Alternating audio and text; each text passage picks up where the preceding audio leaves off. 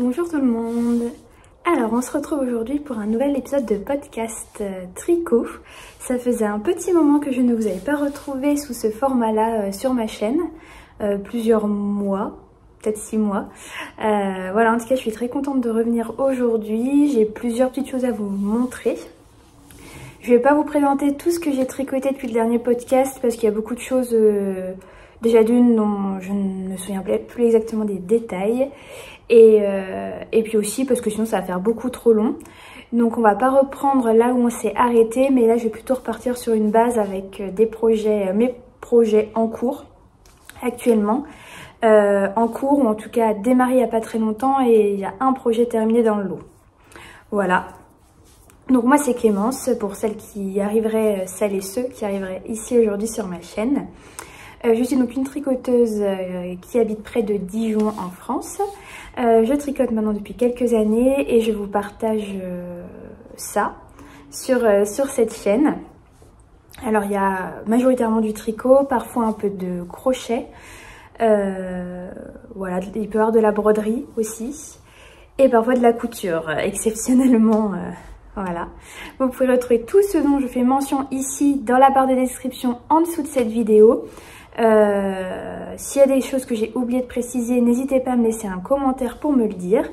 Et puis voilà, pour me retrouver, vous pouvez aussi me suivre sur Instagram. Le pseudo est également en dessous. Et sur Ravelry, pareil. Voilà. Et ben je vous propose d'attaquer tout de suite après cette courte présentation. Alors, par quoi je vais commencer? Peut-être déjà par deux projets que je vais vous présenter aujourd'hui, mais qui sont, on va dire, en hibernation pour le moment. C'est des projets, donc il y en a un que j'ai commencé il y a quand même un petit moment. Si je regarde par là, c'est parce que j'ai mon ordinateur avec ma feuille de pompe, on va dire, avec mon Ravelry ouvert, histoire de vous donner les bonnes informations. Donc j'ai deux projets qui sont pour le moment en hibernation, que j'avais commencé surtout pour utiliser de la laine que j'avais en stock. Je suis en ce moment dans vraiment une envie de vider mon stash. Ouais, j'ai beaucoup de laine. Alors, pas forcément beaucoup de laine, de stock de laine, on va dire, acheté par... c'est pas des écheveaux que j'ai achetés en me disant « Ah, ils sont jolis, je les prends et je verrai bien ce que je fais ». Ça, je fonctionne pas du tout comme ça, sauf peut-être pour les laines à chaussettes et encore. Mais c'est surtout que j'avais beaucoup de laine de reste, premièrement, ou de pulls que j'ai détricoté, et donc ça me faisait des quantités pulls. Généralement, je ne détricote pas tant que j'ai pas un nouveau projet en tête, et globalement c'est ce qui s'est passé, sauf que le projet à un moment donné ne m'a plus fait envie. Donc voilà, comme je suis dans cette optique de vider un peu mon stock, parce que j'ai beaucoup de caisses de laine, majoritairement les projets que vous allez voir là sont des projets avec de la laine que j'avais déjà en stock, sauf pour les chaussettes donc. Et ça peut expliquer que parfois ils sont un peu en pause ces projets, parce que j'avais un peu moins envie de les tricoter. Le premier, je vous en avais sûrement parlé lors du dernier épisode pour le coup, lui, parce que ça fait un moment qu'il est sur mes aiguilles, depuis mars. Je crois qu'il tient le record du pull le plus long à être sur mes aiguilles. Donc il s'agit du pull 13KO de E longue avec Anna, un patron que vous pouvez retrouver gratuitement en français et en anglais et sûrement dans d'autres langues sur Ravelry, donc de Anna Dervoot, E longue avec Anna, qui est un pull qui se tricote en épaisseur DK, donc soit un fil de DK, soit un fil de fingering plus un fil de mohair, et qui se caractérise donc par ses raglans à trous. Normalement, tout se fait en point mousse pour les bordures et c'est un pull qui est plutôt cropped et qui se décline aussi en gilet pour la même designeuse. Donc moi, ce pull, je l'ai vraiment pensé premièrement pour utiliser, ça fait longtemps que j'avais envie de ce pull.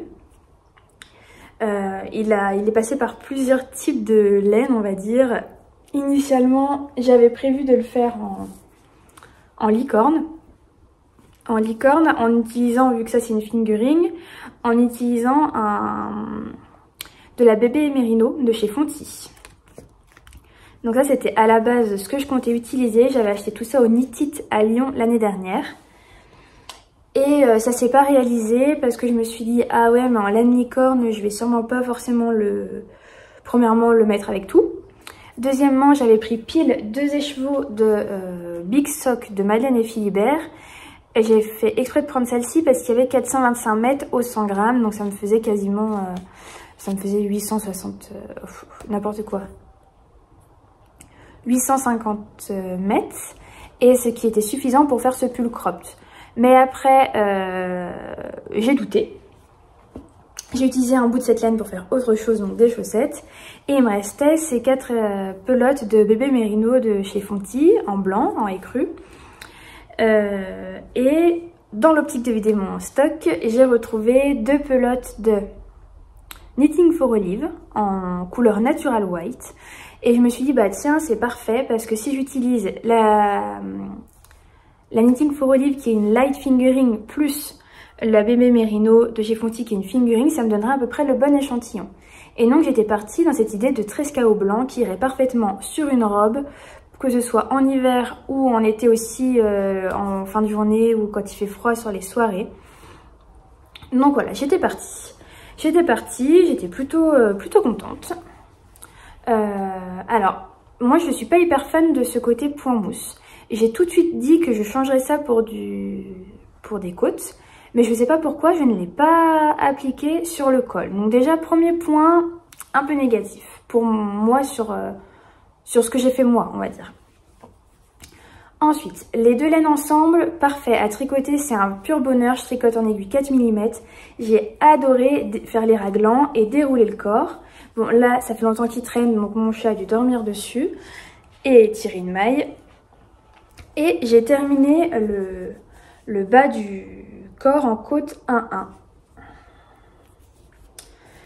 Ce qui s'est passé entre temps, c'est que je m'étais dit, donc la Knitting for Olive, il me manquerait 2 pelotes pour obtenir parfait, enfin pour avoir ce qu'il me fallait en laine.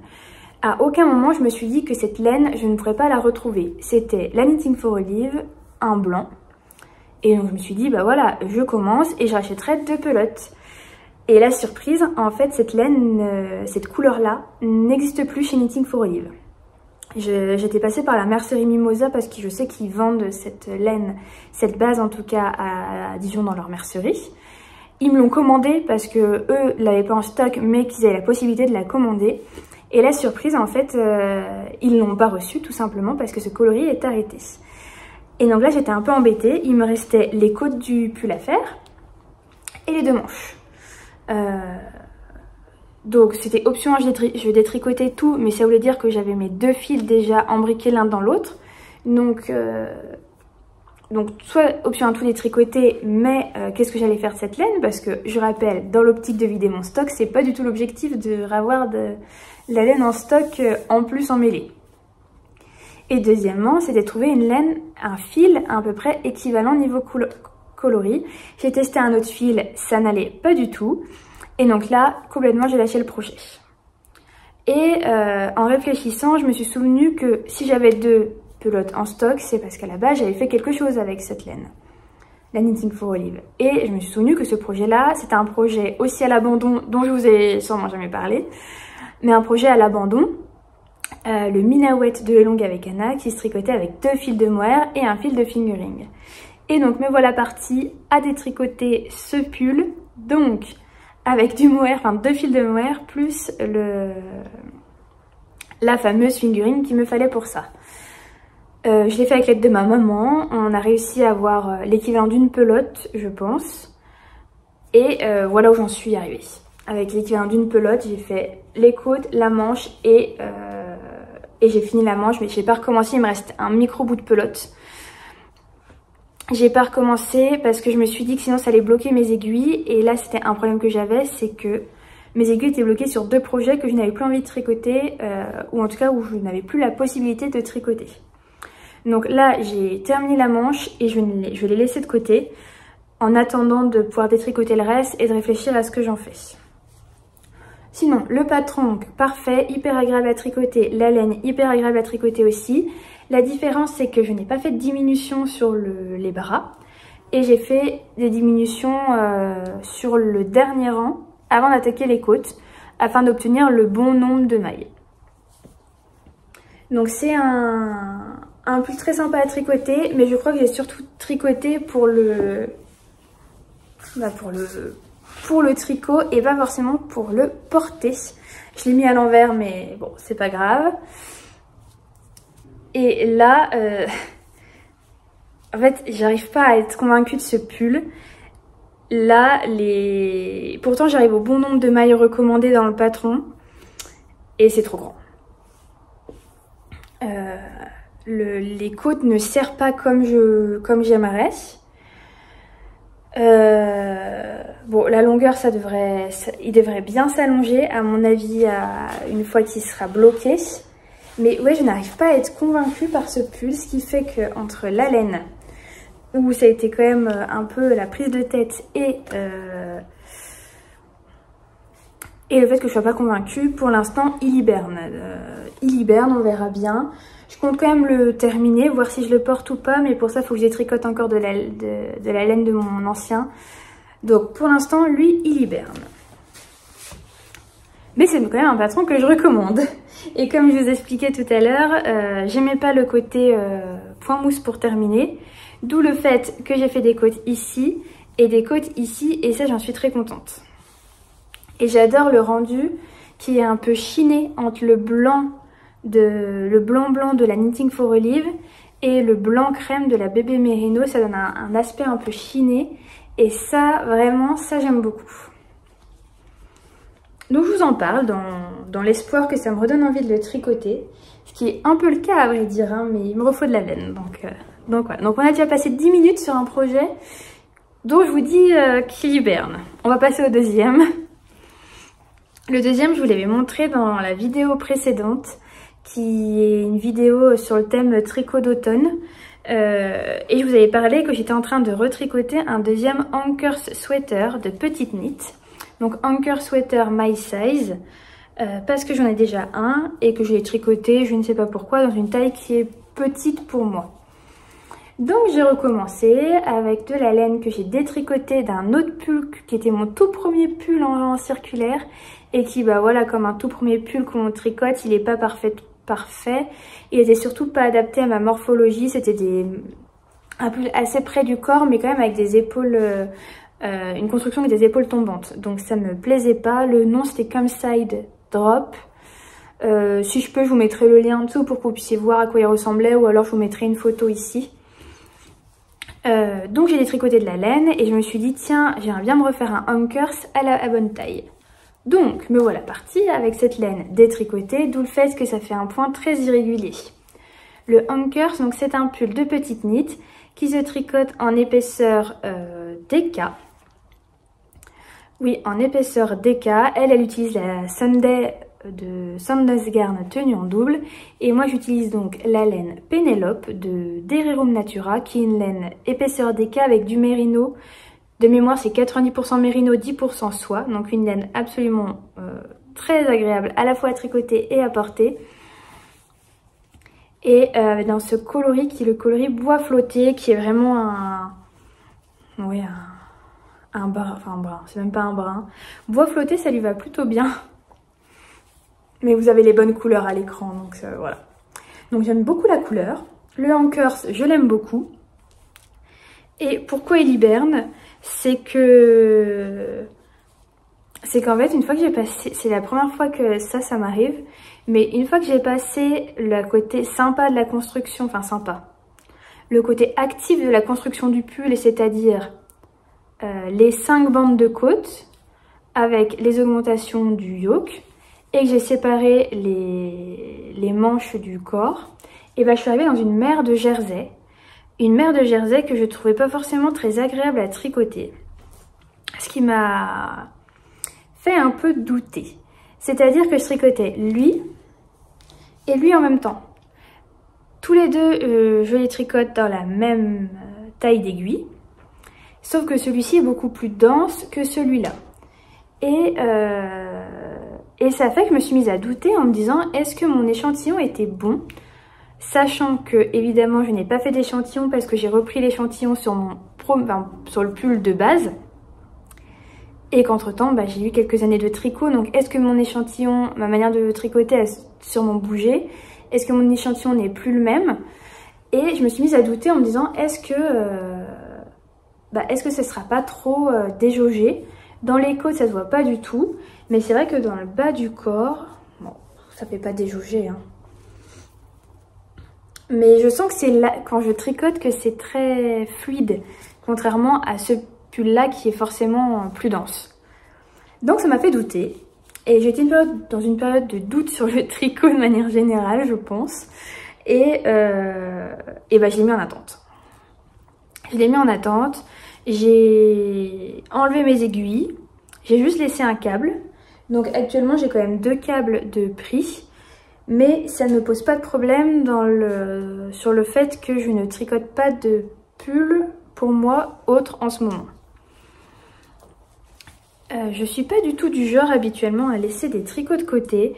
J'aime bien vraiment aller au bout d'un projet avant de terminer. Mais voilà, donc j'ai ces tricots-là qui hibernent. Celui-là qui va sûrement être bientôt repris, hein, parce que c'était les couleurs un peu d'automne. L'objectif c'était ça, c'était de le tricoter pour l'automne. Mais vu que l'automne tarde un peu à arriver, je pense que ça m'a aussi un peu... pas forcément donné envie de continuer plus. Je me suis dit, bon bah voilà, il n'y a pas d'urgence finalement à le tricoter. Au niveau de la construction, j'ai dit un peu tout dans le désordre. Mais donc oui, je vous ai parlé du nom du patron, la designeuse. Il se tricote, comme vous en doutez, de haut en bas. On a ce yoke formé avec des côtes, 1-1, et des rangs d'augmentation. Voilà, à chaque fin de bande de côte, il y a des augmentations. Et après, tout le reste du pull, c'est vraiment du jersey en droit. Pour les manches, c'est pareil. Je le tricote cette fois-ci en taille L. Est-ce que c'est bien ça? En taille L, donc taille L sans faire d'échantillon, j'espère qu'il ne sera pas trop large. En tout cas, c'était la taille recommandée pour moi dans ce patron. Donc on verra, j'étais sur un échantillon sensiblement pareil, il me semble. Là j'ai un échantillon de 20 mailles et oui c'est ça. J'ai le même échantillon que Petite Knit sur mon ancien tricot. Et je suis en train de me demander si je vous ai pas dit une bêtise. Si je vous ai dit une bêtise, j'ai fait un échantillon pour celui-ci. Alors pourquoi je doute? Et en fait, je fais bien de venir vous en parler parce qu'il n'y a aucune raison de douter vu que j'ai fait vraiment un échantillon pour ce tricot. Donc c'est peut-être le tricot que je vais reprendre par la suite. On verra bien. Donc ça c'est pour mes deux tricots qui hibernent. Donc le fait de vous en parler, j'espère que ça va me remotiver à continuer. Mais en attendant, j'étais vraiment dans une phase de démotivation au niveau de tricot. Et pour moi c'était des tricots boulets, donc ça me donnait pas du tout envie de tricoter. Et j'avais plein de laine que j'avais ressorti avec plein d'idées en tête et puis pas d'envie. Et il y a eu le Knit It. Le Knit It, donc c'est un festival de laine qui se tient chaque année à Lyon.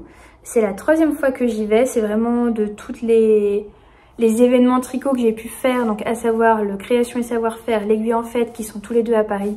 Et celui-ci, c'est vraiment l'événement tricot que je préfère au niveau ambiance, au niveau... ce qui est proposé, ce qui est vraiment autour du tricot finalement, même si cette année c'était le Knit It & Co, donc il n'y avait pas que du tricot mais aussi de la couture et d'autres choses. C'est vraiment un événement tricot que j'adore et qui attend avec beaucoup d'impatience. Donc là je m'étais fait toute une liste, cette fois je l'avais préparée, toute une liste d'envies tricot, patron, pour vraiment me laisser le choix, c'est-à-dire dans l'idée je voulais quand même repartir avec quelques projets à faire. Mais avec ces 2 projets de pull en cours, je voulais pas non plus trop de stock.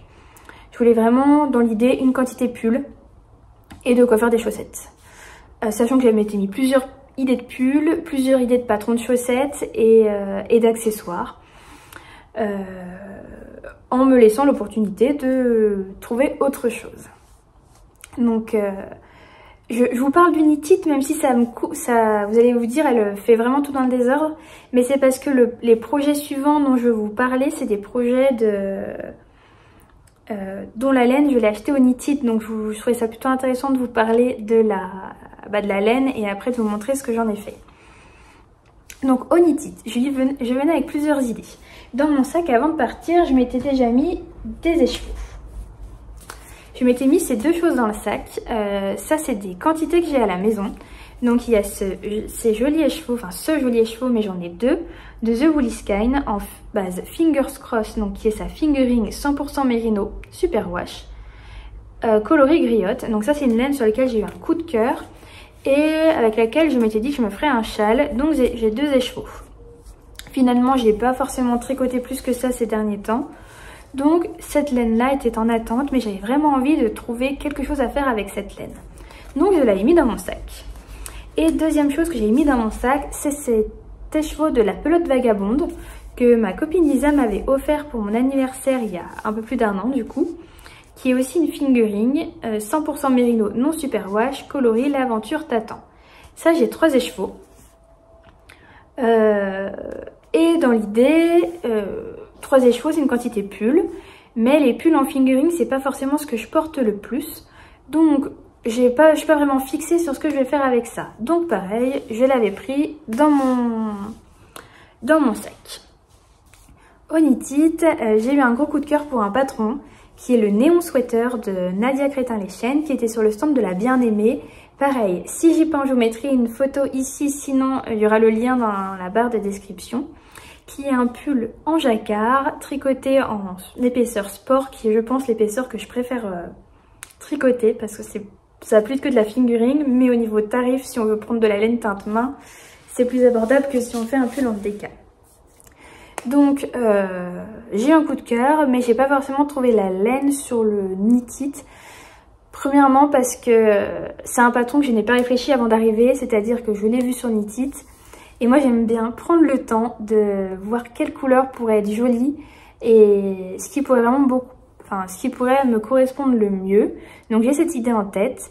Je n'ai pas pris la laine sur les Knit It, mais c'est sûrement un des prochains pulls que je vais faire.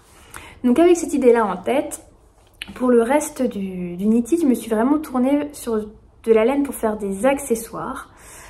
Donc des chaussettes et aussi autre chose. On va d'abord faire dans l'ordre, je vais attraper, j'ai oublié de l'attraper, la laine que j'ai achetée finalement, donc je bouge. Mais je suis pas loin. Hop, ça. Donc, premièrement, et c'est vraiment la maison de la laine ici, il y en a de partout. Donc j'ai vraiment fait le tour, j'ai trouvé... Enfin voilà, j'ai passé beaucoup de temps sur les stands et tous étaient vraiment plus beaux les uns que les autres. Et j'ai même pas craqué pour la laine teinte main, enfin quasiment pas.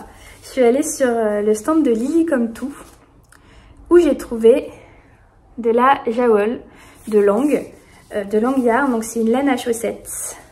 75% laine vierge, 25% nylon. 50 grammes pour 210 mètres. Donc voilà, la laine à chaussettes parfaite. J'en avais entendu beaucoup de bien. Je pense que c'est sur le podcast de Madame Bibiche. Il me semble que c'est elle qui tricote beaucoup avec cette laine-là. Et j'avais dans l'idée de faire des chaussettes pour mon mari qui m'en réclame beaucoup depuis plusieurs années. Mais je n'arrivais pas à trouver des coloris qui me plaisaient. Donc là, je suis partie dans l'idée de lui faire 2 paires de chaussettes avec ce premier coloris, qui est le coloris, si j'ai pris le bon, j'ai le coloris 339, qui est un brun caramel. Et, oui, les coloris, ils n'ont pas forcément de nom, mais j'ai réussi à comprendre que c'était les 4 derniers chiffres ici. Donc voilà, dans l'idée de lui faire ça, et je voulais faire des chaussettes dans un esprit un peu pas uni, un peu, alors j'allais dire chaussettes de tennis, mais c'est pas vraiment ça, mais vous allez comprendre quand je vais vous montrer. Donc j'ai pris un contrastant blanc, et dans l'idée de lui faire une autre paire, j'ai pris ce brick, qui est le couleur 215. Donc j'ai pris 2 pelotes de brun, 2 pelotes de brick, une pelote de blanc, pour lui faire ses chaussettes. Donc voilà, quand je vous disais esprit un peu tennis, c'est à cause des rayures. Donc ça, je les ai montées quasiment le lendemain en revenant du Knit It, je pense. J'étais vraiment motivée. Et surtout, je m'étais enfin trouvé des aiguilles mini circulaires en 2,25. Alors je dis enfin trouvé, c'est pas vraiment le cas. Enfin, le enfin n'est pas vraiment justifié. Disons que jusqu'à maintenant, je tricotais mes chaussettes en aiguille, en mini circulaire 2,5. Mais moi j'ai une tension qui est quand même assez lâche. Et je tricotais donc des chaussettes pour moi en 56 mailles. Alors que généralement les gens tricotent plutôt des chaussettes en 64 mailles. J'ai pas un pied très fin, je pense vraiment que c'est ma façon de tricoter qui faisait que. Et je me suis rendu compte que mes chaussettes étaient quand même, on va dire que la densité de la chaussette, j'aurais aimé qu'elle soit un peu plus dense. Donc je me suis dit, on va changer de taille d'aiguille, on va passer sur du 2,25. Je les ai donc achetés sur le stand de Lily comme tout, en mini circulaire de chez Xiaogu, qui sont les mini circulaires que j'utilise depuis peu en non interchangeable. Donc voilà, j'ai décidé plutôt d'investir là-dedans plutôt que d'investir dans un kit.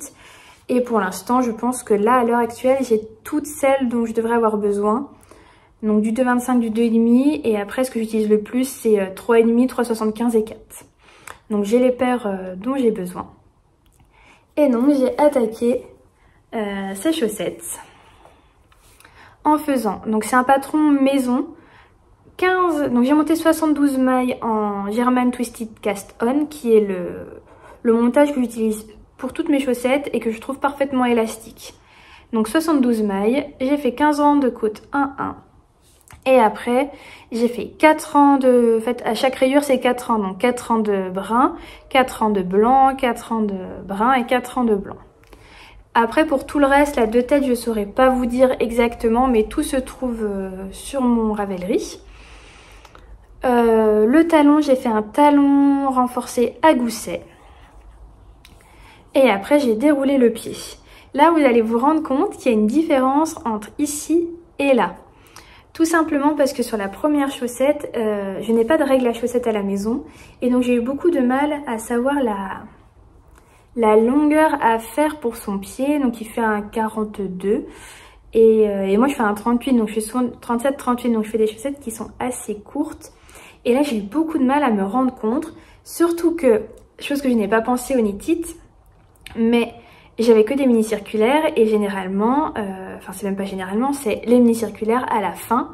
C'est pas du tout confortable quand il nous reste vraiment que quelques mailles là quand on fait les diminutions de la pointe. Donc je me suis fait mal au pouce à vouloir absolument lui terminer ses chaussettes le plus rapidement possible sur un soir, enfin sur une soirée.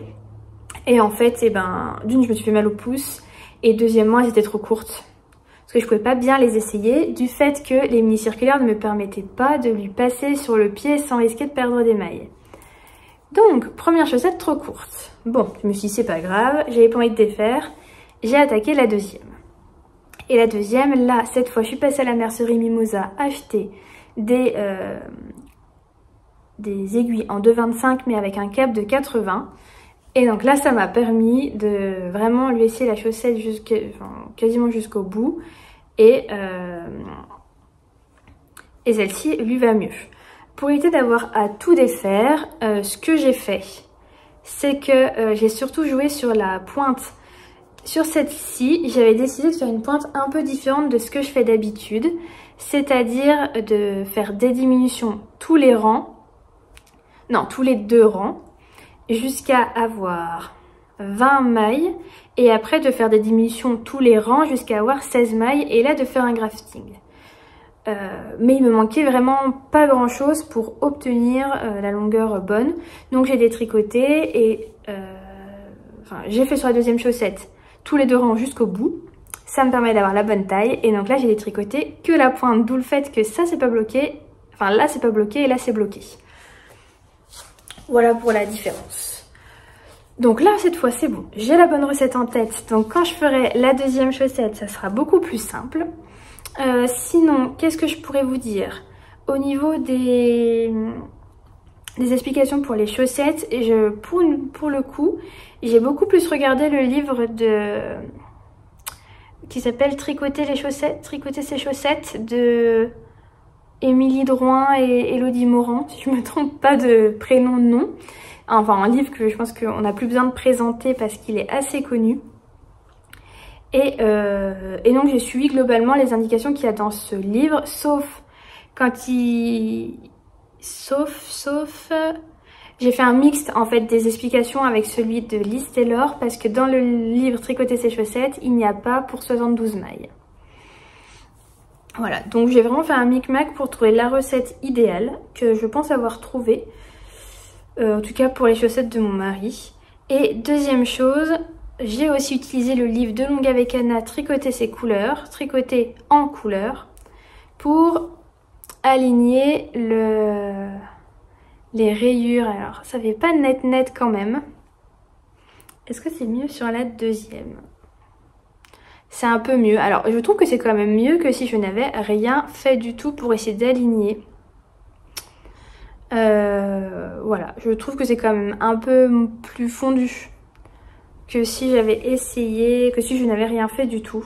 Donc c'est une technique qu'on trouve dans ce livre là, alors je pense que ça se trouve aussi sur internet. J'ose pas vous la dévoiler parce que c'est quand même un livre qui est payant.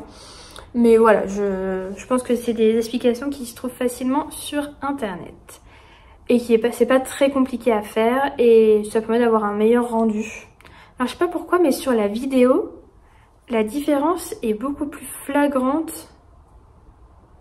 Ça fait une drôle de démarcation sur la vidéo. Ça se voit pas du tout le... Enfin bon. Donc voilà. Donc ce que je peux dire sur la laine de Long Yarn, c'est que j'en suis assez contente. Elle est... Quand on la tricote, elle fait assez rêche. Et en fait, elle s'adoucit énormément au blocage. Et la deuxième chose qui est pas mal, c'est que dans la pelote se trouve un fil de la même couleur qui permet de renforcer le talon et la pointe si on a envie. Moi j'ai vraiment renforcé que le talon. J'avais peur que sur la pointe ça soit trop rigide et donc pas confortable au niveau des orteils. Donc voilà, et je me suis dit qu'il faudrait que j'investisse dans une règle à chaussettes. Parce que là pour le coup maintenant j'ai la recette pour mon mari, mais ça peut m'arriver de tricoter pour d'autres personnes qui ne font pas un 37-38 comme moi ni un 42 comme mon mari. Donc ça pourrait être pas mal d'avoir une règle à chaussettes pour pouvoir faire des chaussettes à d'autres personnes. Donc là le programme avec ces laines là c'est d'en faire une deuxième paire couleur brique pour mon mari. Et sur une idée de Lisa, donc ma copine tricoteuse qui m'a accompagnée au Knit It, c'était, elle m'a dit, ah tiens regarde cette couleur est jolie, si tu la prends avec tu pourras te refaire des color palettes en utilisant les laines déjà achetées. Et je pense qu'en effet elle a raison. Donc j'ai pris deux comme ça et deux comme ça comme je vous disais. Donc ça c'est ce qui me reste de ma deuxième pelote de la laine que j'utilise pour mon mari. Donc il me reste 2/3 de la pelote. Celle-ci il me restera donc 2/3 aussi. Et j'ai acheté la rose histoire de moi me faire des color palettes de cette couleur là et d'avoir des chaussettes à peu près assorties à celles de mon mari. Donc voilà, donc ça c'était pour les chaussettes. Et ensuite, donc au Knit It toujours, j'ai craqué sur un écheveau que j'avais repéré l'an passé au Knit It, mais qui n'avait plus... je crois que je l'avais repéré. Je l'avais repéré avant le Knit It, mais au Knit It, quand j'y suis allée, ce coloris-là n'était plus disponible. Il s'agit d'une laine de chez Les Chevaux Solidaires, qui s'appelle... alors la base... J'ai pas l'étiquette sous le nez. En tout cas, c'est la base à chaussettes. C'est Strong and Shiny, donc forte et brillante. Et la couleur, c'est Terre-Mer, qui est un... J'ai du mal à décrire cette couleur. Qui est un peu un écureuil. Ça tire à la fois sur le marron, à la fois sur le rouge. En tout cas c'est une couleur qui moi est typiquement dans ma palette. Alors est-ce que là si je vous la mets ici, là vous avez la bonne couleur. Un peu, ouais, elle tire peut-être un peu plus sur le rouge brun en vrai. Et vous voyez tous les brillants qu'il y a. En plus c'est du brillant doré, donc ce que j'aime. Et je voulais absolument cette laine là. Je savais que c'était le genre de couleur que je pourrais vraiment avoir envie pour tricoter mes chaussettes, parce que j'ai beaucoup de laine à chaussettes très nuancée. Donc là globalement c'est à peu près tout mon stock, mais voilà, j'ai beaucoup de laine autorayante à chaussettes. Et j'ai cette laine là que j'avais achetée l'année dernière, que je n'ai pas encore utilisée. Mais voilà, globalement j'ai beaucoup de laine assez nuancée ou autorayante. J'ai ça aussi. Et j'ai peu de laine pour simple, on va dire. Faire simple. Donc j'ai acheté ça et après avoir tricoté les chaussettes, j'ai eu très envie de me lancer dans des chaussettes pour moi aussi. Et j'ai eu un coup de cœur pour un patron qui s'appelle I'm Batty for Halloween, qui est un patron de Charlotte Stone. Donc si vous la connaissez pas, c'est une personne qui fait beaucoup de patrons de chaussettes en jacquard. Et donc j'ai vraiment eu un coup de cœur. Je suis en train d'éviter que mes mailles s'échappent. Pour ça que je regarde pas. Et donc j'ai eu un coup de cœur pour ce patron, qui est un patron donc payant disponible sur Ravelry, qui se caractérise par ce jacquard chauve-souris. Voilà, donc ça c'est vraiment le projet qui m'a redonné envie de tricoter pour moi. Vraiment, je prends beaucoup de plaisir à tricoter ces chaussettes. Non, vraiment, j'adore. Pour le coup, je pense pour une fois suivre vraiment le patron de A à Z pour toutes les explications. La grille de jacquard est plutôt simple. Alors, théoriquement, on est censé faire suivre ces fils sur il y a 2 rangs où il y a quand même un fort espacement entre les couleurs. Moi, personnellement, je ne fais pas suivre mes fils. Enfin, je fais pas suivre, pardon. C'est pas du tout ça. Il y a des rangs où il faut croiser ces fils, justement parce qu'il y a trop d'espacement. Je me suis trompée de vocabulaire. Et donc, elle recommande de croiser ces fils quand il y a à partir de 9 mailles d'écart. Ce que je n'ai pas fait, il y a un rang où il y a 9 mailles et un rang où il y a 10 mailles d'écart entre les couleurs. Et j'ai décidé de ne pas croiser mes fils, mais juste de les faire suivre. Généralement, j'ai une tension qui est quand même plutôt correcte en jacquard. Donc voilà, donc une grille qui est assez facile, je trouve. Pour m'aider, je me suis mis des marqueurs entre chaque répétition du motif de la grille. Je trouve ça beaucoup plus simple pour savoir où on en est et en tout cas, moi, ça me simplifie grandement la vie de faire ça quand il y a des répétitions dans un motif de jacquard. Surtout que même si c'est une grille qui, quand on la suit, et en tout cas, c'est pas compliqué à faire parce qu'il n'y a que 2 couleurs, mais c'est vrai que c'est pas un motif qui est... il est symétrique, mais c'est pas un motif qui est facile à anticiper. C'est compliqué d'anticiper où c'est qu'on va changer de couleur. Donc le fait de mettre ces petits marqueurs m'aide beaucoup. Et en marqueur de début de rang, j'utilise un anneau acheté au Knit It qui est un joli cœur couleur pêche qui je trouve va très bien avec ce patron. Donc voilà, ça c'est vraiment mon projet coup de cœur. Donc la laine de Les Chevaux Solidaires et en contrastant, j'utilise un mini de chez By Night que j'avais acheté l'année dernière au Knit It et avec lequel j'avais tricoté, j'avais un ensemble de 5 mini et j'avais tricoté mes Color Palette Sock. Là pour le coup je n'ai pas de nom de coloris, c'était vraiment un lot et j'ai beau chercher, il n'y avait pas de nom de coloris. Donc c'est un beige rosé. Et en tout cas, je trouve que ça rend parfaitement bien. Enfin, moi, je suis très très contente de ce combo. Et j'utilise un protège pointe, on va dire, sur le thème d'Halloween que j'avais eu l'année dernière dans un kit spécial spécial automne Halloween. Voilà. Alors, donc là, c'est mes vraies aiguilles de 25. Je vous ai un peu menti tout à l'heure. Je vous montrais les 2,5 quand je voulais vous les présenter. Là, ce sont les vraies de 25 et le problème que j'ai avec, c'est qu'en fait, elles sont trop fines pour que je mette juste un protège-pointe sur une aiguille. Donc, je suis obligée d'enfoncer les 2 aiguilles dans le même trou. Sinon, en fait, ça glisse et ça protège rien du tout, ce qui est un peu embêtant, surtout quand on tricote sur un petit diamètre. Voilà, c'est la seule chose que j'ai à reprocher au mini de 2,25, c'est que je n'ai pas encore trouvé de protège-pointe adapté.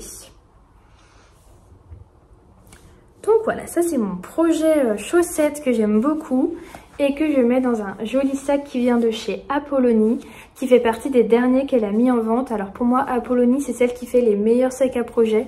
J'en ai un autre blanc de chez elle. Là, elle a fait une vente il n'y a pas très longtemps. Il y en avait de 3 formats, donc là c'est le tout petit. Il y a petit, moyen et grand. J'avais déjà un moyen format, j'aurais aimé avoir un grand format. Sauf que Pour l'histoire, la vente commençait à 9 h, un jour où je sortais de nuit. Je me suis endormie, je pense, à 8h55. Et après ma nuit, j'ai pas... Voilà. Donc quand je me suis réveillée à 14 h, il restait plus que le petit format dans cette couleur-là. Donc j'ai pris ce petit format dans cette couleur-là et j'en suis très très contente. Vraiment, ce sac à projet, c'est... J'en suis ravie. Voilà. Avec ce velours côtelé et ce que j'aime bien chez les sacs de chez Apollonie, c'est qu'il y a plusieurs poches à l'intérieur et c'est vraiment parfait. Là, elle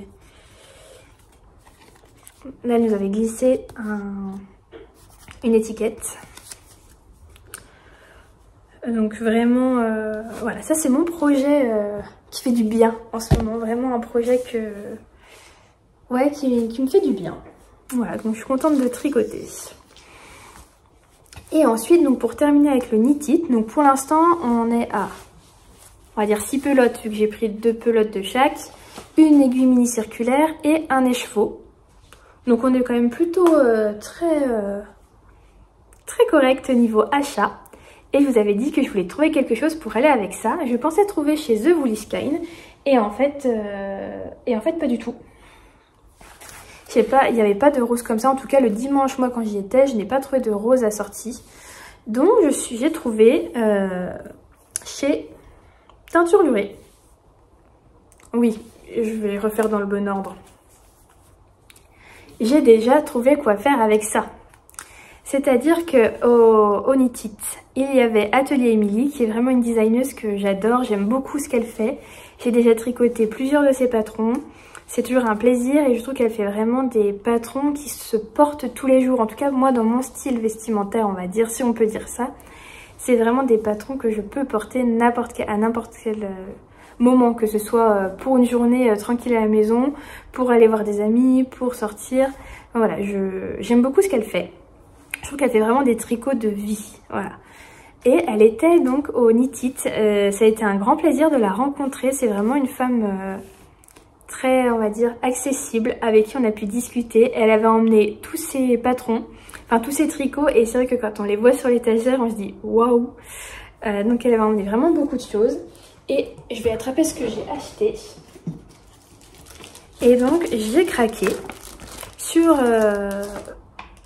le col d'une. Alors je vais vous enlever l'emballage parce qu'il y a quand même mon code Ravelry. Donc le col d'une, qui est un col que j'avais mis sur ma wishlist, on va dire, de choses à faire pour dans l'avenir, qui est soit en col simple, soit version col double, donc on peut faire plus long.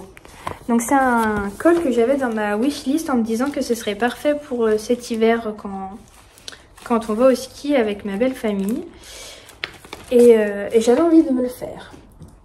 Et là, j'ai eu une révélation. Je me suis dit... J'ai réfléchi en allant au Knit It et ce qui me manquait, c'était pas des pulls, mais beaucoup des accessoires. Ça, ce serait pas parfait pour me faire ce col. Et des accessoires, c'est-à-dire un col plus un bonnet. Et si j'ai la quantité nécessaire, des gants. Bah si, moi je pense vraiment que c'est ce que je voulais. C'est vraiment ce que je voulais, donc je suis partie en quête d'un mohair pour aller avec. Et j'ai trouvé ce mohair chez Teinture Lurée dans la base SKMS, donc j'imagine Super Kid Mohair et S soie, Super Kid Mohair soie, lace, et le coloris c'est My Mind and mon esprit et moi, qui va parfaitement avec mon griotte. Je pense qu'il laissera bien passer les speckles de griotte. Voilà, donc je suis doublement contente parce que j'ai le patron et que c'est un patron que je voulais vraiment faire et qu'en plus j'ai de la laine sans avoir eu à en racheter beaucoup. C'est-à-dire que j'ai ça, que j'avais déjà en stock, donc j'ai acheté 2 écheveaux de mohair pour aller avec. Et j'ai quand même l'espoir de pouvoir me faire le col plus un bonnet plus des gants. Ou en tout cas col plus bonnet déjà, ce serait super. Donc voilà, et ça a été mon butin du Knit It. Donc autrement dit, j'ai quand même été plus que... Enfin voilà, j'ai vraiment acheté des choses qui me sont utiles, qui vont pas m'encombrer et je repars avec une idée de pull en tête. Donc ça a vraiment été une édition parfaite pour moi. J'en suis très très contente. Et donc voilà, globalement je vous ai montré les projets que j'ai en cours, qui dorment et qui sont en cours, les projets qui sont à venir. Et il y a un projet que je vois dont je ne vous ai pas parlé, et après je vous laisserai parce que je vois qu'on est déjà à 45 minutes. Et donc le dernier projet, donc je vous expliquais que j'avais envie de vider mon stock de laine.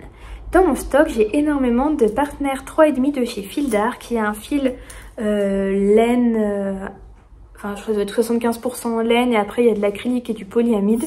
Un fil que j'aime beaucoup utiliser pour les enfants, en tout cas que j'ai beaucoup tricoté pour les tricots pour bébés enfants.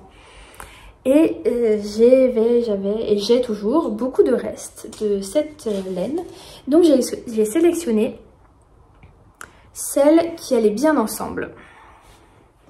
Je trouvais que tout ça allait quand même globalement bien ensemble. J'avais trois pelotes de celle-ci qui est la couleur givre. Et j'avais des gros restes de ces couleurs-là. Et dans l'idée, je m'étais dit que j'avais envie de tricoter un pull pour mon filleul. Donc je me suis dit que ça irait vite parce que mon filleul a 3 ans et demi. Donc voilà, dans l'idée, c'est tricoter un pull pour mon filleul. Donc le fils de ma super copine Lisa, qui m'a en plus donné de la partenaire 3,5 de ce coloris qui je pense s'appelle Marine. Donc pour les couleurs, on a ici blanc, sable, et celle-ci s'appelle camel, et il me semble que celle-ci ça doit être marine. Et dans l'idée, je voulais donc un pull, je n'avais pas assez pour avec juste la couleur givre pour faire un pull uni, donc il fallait forcément des contrastants. Et je suis partie sur le pull Seaside de Petite Knit, qui est un pull disponible du 9 mois. Et je viens de voir là avant de prendre la vidéo, j'ai reçu un mail comme quoi le patron avait été mis à jour et qui est donc disponible jusqu'aux 14 ans. C'est un patron qui est malheureusement pas en français, qui est en anglais dans d'autres langues, j'imagine, enfin voilà, en tout cas des langues que je ne parle pas, donc je le tricote en anglais. Et c'est donc un pull qui se caractérise vraiment par ses pattes de boutonnage qui se trouvent théoriquement de l'autre côté. Mais je me suis un peu trompée sur le montage. Donc c'est un pull qui se tricote de haut en bas, qui se commence à plat pour pouvoir former cette patte de boutonnage qui se ferme ensuite par 3 boutons. Et après on vient attaquer en rond. C'est un raglan avec 3 mailles au milieu. Donc ça change un peu. Et après on attaque des rayures. Alors on peut le faire uni, on peut le faire en color block, on le fait un peu comme on veut. Donc c'était un peu compliqué pour moi qui mets toujours 15 ans à décider dans quel ordre on fait. Enfin quelle couleur irait bien, donc j'ai un peu mis du temps. Et finalement j'ai laissé choisir mon filleul pour la couleur et il m'a répondu toutes les couleurs. Donc je l'ai écouté et j'ai fait toutes les couleurs et très honnêtement, pour être honnête, je n'étais pas convaincue initialement de cette couleur-là. Je l'avais en stock. Voilà, j'étais pas convaincue. Je me disais c'est une couleur qui... J'avais du mal à la visualiser en fond de pull. Et en fait, j'en suis super contente. Donc là, j'ai quasiment terminé. Il me reste encore 2 rayures à faire et je fais les côtes. Sachant que hier, j'en étais avant les rayures. Donc hier, j'ai attaqué les rayures hier, je pense en début d'après-midi. Et voilà, j'ai tricoté toute l'après-midi. Je pense qu'aujourd'hui, là, après la vidéo, je termine le bas et j'attaque une manche. Vraiment un pull très sympa. Il a été pas mal tricoté. J'ai regardé beaucoup de versions pour essayer de m'inspirer un peu. Et il y a beaucoup de jolies versions. Et donc, comme je vous disais, je me suis trompée, moi, ici. C'est une erreur d'inattention de ma part en fait, c'est que d'habitude quand on place nos marqueurs pour les raglans, notre pull il est symétrique parce qu'on est déjà soit sur un gilet, soit sur un pull, mais il n'y a pas cette bande de boutonnage, donc on est plutôt sur quelque chose de symétrique. Et je pense qu'en plaçant les marqueurs là pour le coup c'était pas en symétrique et j'ai pas regardé de quel côté je commençais, ce qui fait que ma patte de boutonnage n'est pas du bon côté. Heureusement, je m'en suis rendu compte suffisamment à temps pour voilà, je me suis rendu compte à temps histoire de pas complètement inverser, parce que sinon elle se serait retrouvée derrière. Bon, quoi que d'un côté, que je m'en sois aperçue ou pas, ça aurait pas changé grand chose. vu que ce soit devant ou derrière, c'est quand même du... Il n'y a pas de grand raccourci, donc ce pull il se fait tout droit. Bon bah voilà, en tout cas je m'en suis rendu compte. Mais ça change pas grand chose et j'en suis vraiment très contente. Donc ça c'est vraiment des laines qui vont sortir de mon stock. Et ça c'est chouette. Voilà, je pense que cette fois on a fait le tour de tous les projets. J'avais quand même pas mal de choses à vous dire. En même temps c'était un retour. Donc objectif pour la prochaine fois, avoir terminé mes laines I'm Batty for Halloween. Avoir attaqué mon col peut-être. Ça j'ai très envie de le monter. En fait j'ai très envie de voir ce que ça va ressembler ça. Ma crainte c'est que le mohair prenne un peu trop le pas dessus. Mais bon, non je pense pas en vrai. Et j'espère que le mohair va s'adoucir parce que là en l'occurrence je ne le trouve pas très doux. Bon on verra. Mais voilà, ça c'est un projet que j'ai très envie de monter. Il faut que je termine les chaussettes, mes chaussettes I'm Batty. Et idéalement que j'ai fait une autre paire pour mon mari. J'ai trop d'envie de tricot là, ça y est, je suis repartie, je le sens. Donc j'espère que cet épisode vous a plu. Si c'est le cas, je vous laisse commenter, enfin aimer et commenter la vidéo, ça fait toujours plaisir. J'aime bien pouvoir vous lire et vous répondre. Bientôt je devrais sortir une nouvelle vidéo, le petit format là que j'ai fait dernièrement, qui est un format que j'aime vraiment bien faire, qui est assez sympa et qui a l'air de vous plaire aussi. Donc j'ai déjà prévu un autre que je n'ai pas encore tourné mais qu'il faudrait que je tourne. Je voulais le tourner avant Halloween mais vu le temps ça fait pas très Halloween. Donc pour vous montrer les accessoires d'automne, enfin accessoires d'automne Halloween / Halloween. Donc accessoires qui comprendra de la déco, des accessoires à porter, il y aura un snood, un châle. Et voilà, ce sera vraiment axé déco accessoire on va dire. Donc j'ai hâte de vous la tourner. Mais voilà, en attendant vous avez ce podcast là. J'essaie de le monter rapidement pour que vous puissiez la voir avant le week-end. Je vous souhaite une bonne journée, un bon tricot, de la bonne création. Et puis je vous dis à bientôt.